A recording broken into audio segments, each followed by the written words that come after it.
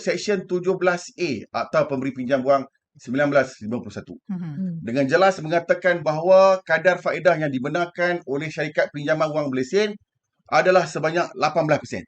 Okey. Sekiranya mana-mana pemberi pinjam mengenakan kadar faedah yang melebihi daripada 18%, maka sepatutnya bukan kena bayar. Sepatutnya orang itu perlu ditangkap, disiasat, dituduh. Jika sabit kesalahan, dia boleh dipenjarakan selama 18 bulan atau denda sebanyak RM20,000.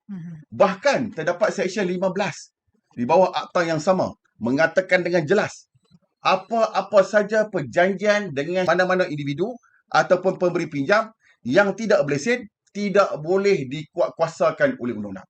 Bermaksud pinjaman dengan pemberi pinjam wang tidak berlesen adalah pinjaman yang tidak sah.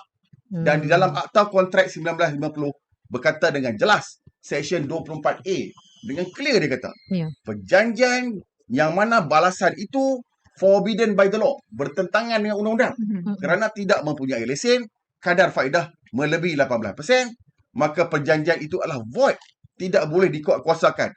Bermaksud tak perlu bayar kepada alung yang tak berlesen. Kerana apa saja pinjaman dengan alung tak berlesen ini, perjanjian itu tak sah. Sebab itulah MSO melancarkan kempen dengan terbuka.